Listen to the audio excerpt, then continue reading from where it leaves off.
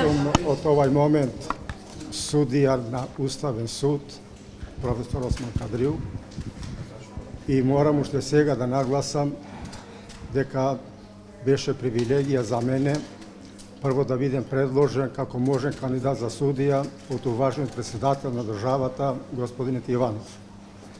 Се разбира посебна благодарност и од парламентот што ни довери ова функција, да бидеме носители на ова функција, значајна функција и меѓу најзначајните функции од областа на правосудството.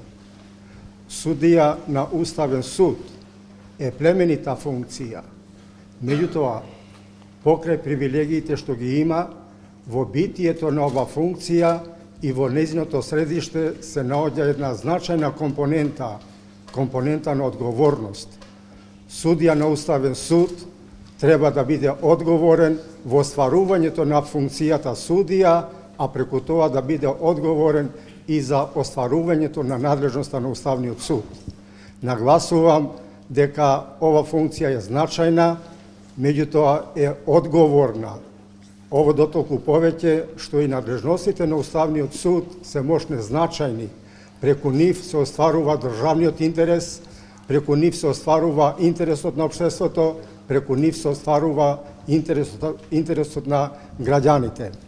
Да се штити правниот поредок, да се штити уставниот поредок на земјата, значи да се почитува уставот на земјата.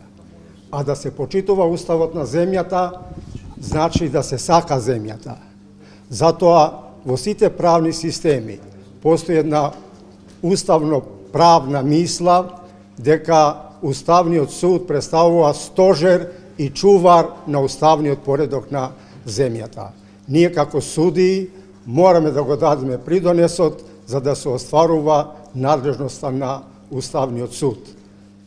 На прво место и од сите надлежности треба да се штити уставноста и законитоста во земјата.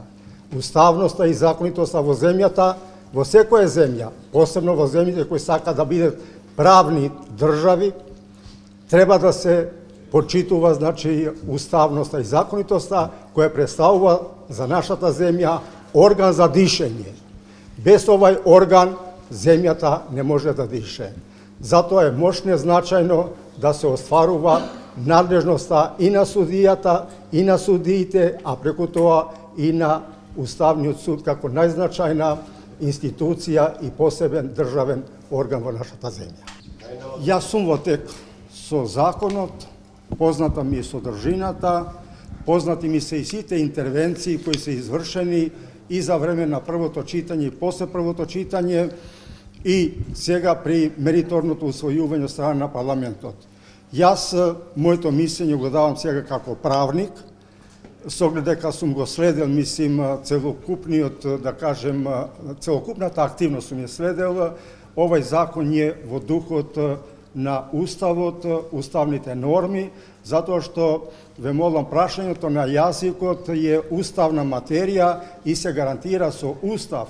Така со законот што сега се носи, ве молам, само се предвидува техника и се предвидува како да се оствари правото на јазикот, правото на албанскиот јазик да се применува како службен јазик во државата. Така да, ве молам, прашањето на јазикот не е законска материја, таа е уставна материја и како право уставно се уредува и се гарантира со Устав.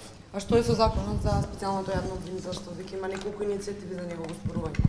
Како сега избран судија, кој ќе бидат ваши? Па видите сега, со оглед дека од овој момент јас сум судија, не можем сега како судија да кажем што ќе биде крајниот епилог од страна на Уставниот суд. Сепак треба да се согледат сите тие, да кажем, можности, сите тие правно релевантни околности кои ќе бидат третирани на седницата на судот и после ќе се определиме за конкретна одлука. Дали треба да се укине тој дел од законот или тој дел од законот исто треба да се третира како да е во состав, односно во рамките на уставните определби, уставните норми.